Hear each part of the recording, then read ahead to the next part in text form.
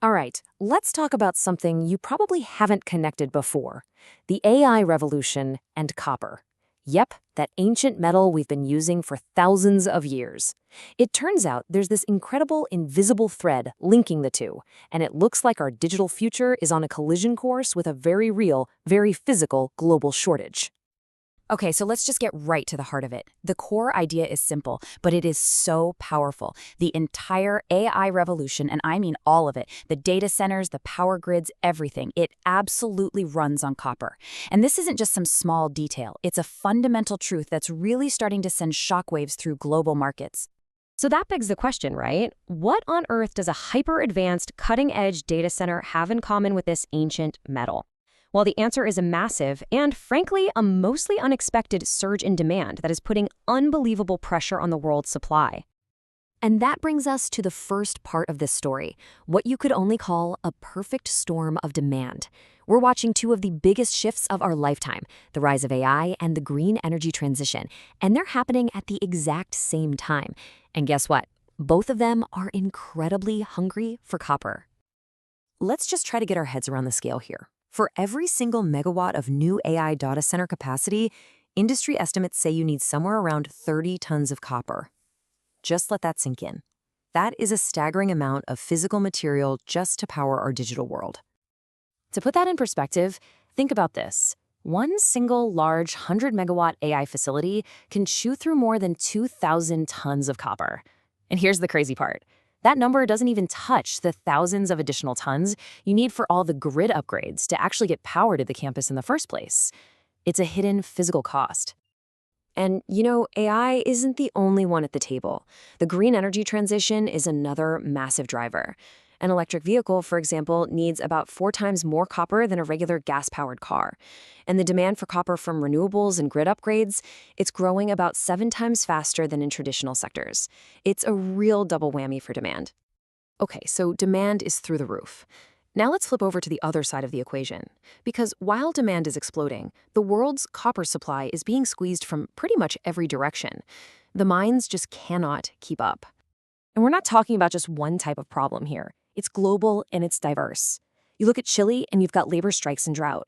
Then you jump over to Peru, it's community protests over water. In Indonesia, it's regulatory issues. And in the DRC, it's political instability. It's this incredibly complex worldwide web of problems. But here's the thing, this goes so much deeper than just a few temporary mine shutdowns. We're facing these huge, long-term structural problems. For one, ore grades, that's the actual quality of the rock being mined, have dropped about 40% since the early 90s. Getting a permit for a new mine can easily take more than a decade. And even if you get the stuff out of the ground, there's a huge bottleneck at the smelters that process it. Okay, so this is where the story takes a really fascinating and frankly kind of bizarre turn. All of this pressure has created something analysts are calling the Great Copper Distortion, a totally wild situation where one country has warehouses that are overflowing, while pretty much the rest of the world is facing a critical shortage. Which leads us to the central puzzle of the market right now.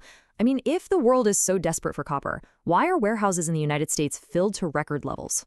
What is going on here?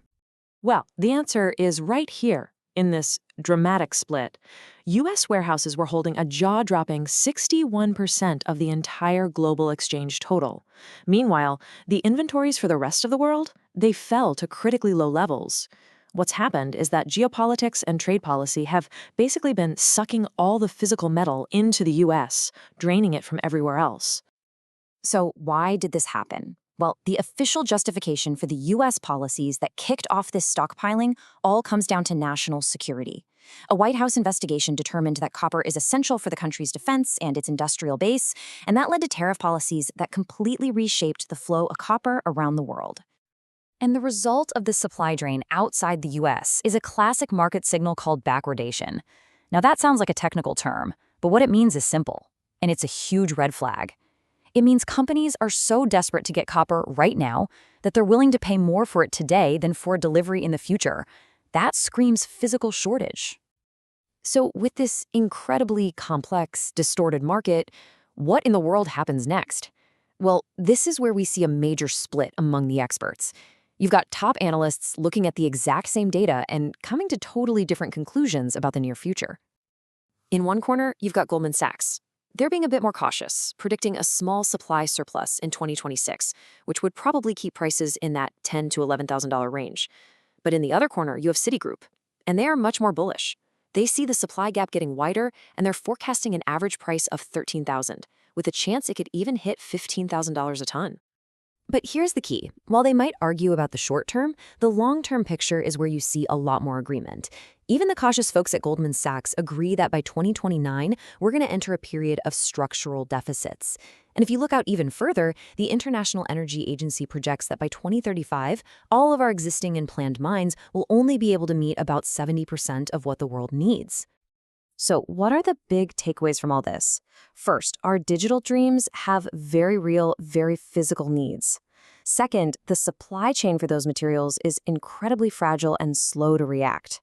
Third, we've seen that in today's world, geopolitics can be just as important as geology. And all of this really points to one conclusion. We should all get ready for a new era of higher and much more volatile copper prices.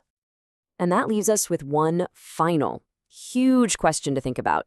Our ambition to build a smarter, cleaner, more connected world, it's growing exponentially. But as this whole copper crunch shows, we really have to ask ourselves, can our physical planet, with all its finite resources and complex challenges, actually keep up?